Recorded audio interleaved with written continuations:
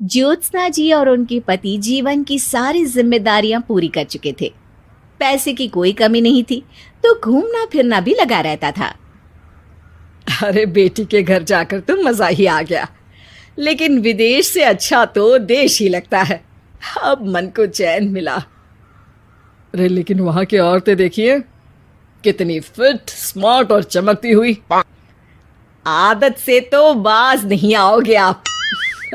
अरे मजाक कर रहा हूँ यार। अच्छा मैं जरा बाजार होकर आता हूँ। पति बाजार जाता है, जहां उसे एक अजीब सी दुकान दिखाई देती है। अरे ये क्या बात हुई? अंदर आओ 50 के, बाहर निकलो 40 के। हम आपकी 10 साल उम्र कम करते हैं। अरे ऐसा क्या करते हैं भला? जरा अंदर जाकर ही देख लेता हूँ। अंदर एक सुंदर सी लड़की खड़ी होती है। सुंदरी जी, ये क्या दुकान है? जरा जादू हम पर भी तो चला दीजिए। यस सर, आपको हमारी एग्जीक्यूटिव एक डेमो के लिए अंदर ले जाएगी। आप अंदर जाएंगी तो आप खुद ब खुद समझ जाएंगी। पति अंदर जाता है, जहां सेल्स गर्ल मिलकर पति को नकली बाल, नकली दांत, रंग बिरंगी कपड़े के साथ रंगीन चश्मा लगा देती है। देखिए, अब खुद को शीशे पे देखिए और बताइए सर। हाय दयो, ऐसे तो मैं किसी हीरो से कम नहीं लग रहा। दे दो, सारा सामान पैक कर दो। पति खुशी खुशी वहां से निकल जाता है। घर आकर वो सारा सामान छुपा देता है। फिर अगली शाम। सुनो, मैं वॉक पर जा रहा हूँ। इस वक्त? अरे नाती पोतों को वीडियो कॉल करके बात तो कर लो। अब हाँ, आकर करता हूँ ना, पक्का पक्का। पति बाहर जाकर सारा मेकअप करता है और मार्केट में घूमता है, जहां उसे एक स्मार्ट सी महिला दिखती है।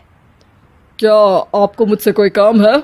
नहीं नहीं, आप तो बहुत हैंडसम है। थैंक्स। वैसे आप भी कम नहीं है। वैसे क्या उम्र होगी आपकी? लगता कितने का हूँ? 40 के तो पूरे लगते हैं। अब क्या था, 50 साल के पति को कोई 40 का बोल दी तो। वैसे तो कम का हूँ, लेकिन टेंशन के कारण थोड़ा उम्र में बड़ा देखने लगा हूँ। ओह सच्ची? आप 40 के पूरे नहीं हो? अरे छोड़िए ना, चलिए मैं आपको कॉफी पिलाता हूँ। यहाँ की कॉफी काफी शानदार होती है। दोनों में दोस्ती हो जाती है और फिर चल पड़ता है सिलसिला रोज रोज के घूमने फिरने और मजे करने का। अब सारा दिन पतिदेव फोन पर। अरे नाश्ता तो कर लीजिए, क्या सारा दिन फोन पर लगे रहते हैं? अरे यार, जरूरी काम कर रहा हूं मैं। रिटायर हो, पेंशन मिलती है, कोई काम नहीं है, फिर कौन सा जरूरी काम आन पड़ा आजकल? अरे एक प्रोजेक्ट के सोशल नेटवर्किंग का काम है, उसी पर काम कर रहा हूँ। ठीक है, चलो अब नाश्ता कर लो, देर हो रही है। पति अपना नकली सारा सामान बिस्तर के पास छुपा कर सोता, सुबह चुपके से पहनकर बाहर जाता और घर आने पर उतार देता। एक दिन पड़ोसन कहती है, अरे ज्योत्सना बहन, तुम लोगों के घर कोई हैंडसम सा आदमी रहने आया है क्या? अरे कहाँ यार, मैं और ये दो ही तो लोग हैं घर में। हैंडसम सी शक्ल देखे तो मुझे भी जमाना हो गया है। अरे पता नहीं, वो जाता तो तुम्हारे ही घर में है, क्या पता कौन होगा। अरे तुम्हारी उम्र हो रही है ना, और भाई साहब को भी गए 5 साल हो गए, शायद इसीलिए अब सारे हैंडसम नजर आ रहे होंगे। पड़ोसन भी ज्योत्सना की बात पर मुस्कुराकर वहां से चली जाती है। एक दिन, अरे सुनो जी, बहू बेटा और पोता आ रहे हैं, कुछ दिनों के लिए वो हमारे साथ ही रहेंगे। अरे शिट यार, ये क्या है? बेटे ने तो कर ली शादी, अब क्या करने आ रहा है यहाँ पर? अरे कैसी बात कर रहे हो जी, इस उम्र में तो माता पिता तरसते हैं कि बच्चे आकर साथ रहे, लेकिन आप है कि। अरे ठीक है ना, लेकिन अब देखो सभी व्यस्त हैं अपनी जिंदगी में, ये लोग आएंगे रहेंगे, कितनी डिस्टर्ब हो जाएगी लाइफ। कैसी बात कर रहे हो? अरे जैसे बहुत हैपनिंग है ना तुम्हारी लाइफ, तो जो बच्चों के आने से डिस्टर्ब हो जाएगी। अरे दिन काटने मुश्किल होते हैं, बच्चे आ जाएंगे तो थोड़ा दिन रात पता तो चलेगा।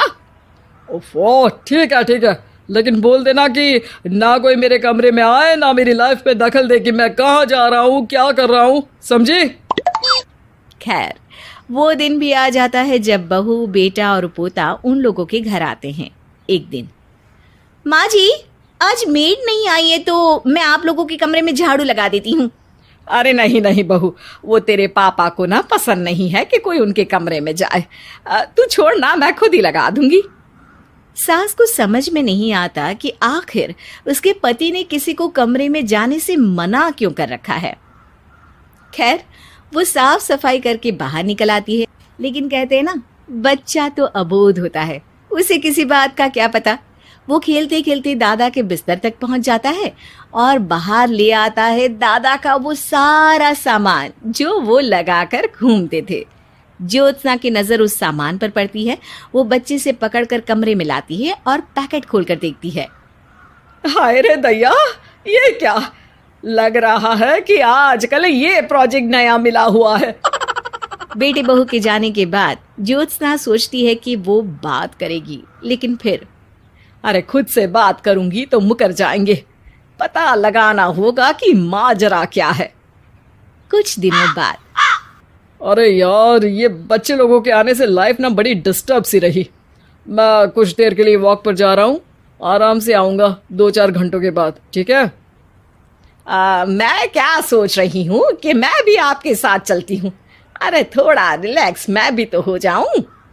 हाँ, पड़ोस वाली बुढ़िया के साथ नीचे पार्क में जाकर वॉक करके आ जाओ। अच्छा जी, तुम कार से लॉन्ग ड्राइव के मजे लो और मैं पड़ोस की बुढ़िया के साथ। पति नहीं मानता और अपना पैकेट और कार लेकर निकल जाता है। रास्ते से वो उस महिला मित्र को फोन करता है। हाय ब्यूटीफुल, मैं कुछ दिनों के लिए आउट ऑफ कंट्री था, आज आ गया तो सोचा तुमसे मिल लूं। हाँ, क्यों नहीं, क्लब में आ जाओ। पति क्लब में पहुंचता है, सारा नकली सामान चिपका भी लेता है, लेकिन उसे पता नहीं होता कि ज्योत्सना ने सबका गोंद निकाल दिया है। ओ बेबी, मैंने आपको बहुत मिस किया। मैंने भी। लेकिन वो जैसे ही हंसता है, उसके नकली बाल गिरकर हाथ में आ जाते हैं, जिससे उसका सर गंजा दिखता है। ओ ये क्या! तभी उसका दांत भी हाथ में आ जाता है और ज्योत्सना के पति का सारा बुढ़ापा उसकी दोस्त के सामने आ जाता है। हे भगवान, अंकल जी, कौन है आप? कैसी बात कर रही हो अंकल? मैं तो तुम्हारा दोस्त हूँ। अरे पर हो तो अंकल ही ना। नकली दांत, नकली बाल और क्या क्या नकली है। पति को गुस्सा आ जाता है। वो महिला के बाल पकड़कर खींचता है, जिसके बाद उसका बाल भी उसके हाथ में आ जाता है और महिला के सारे पके बाल सामने आ जाते हैं।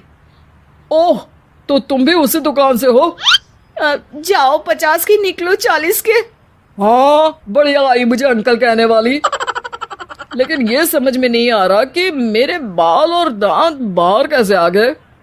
तभी वहां ज्योत्सना आ जाती है। जी, मेरी वजह से।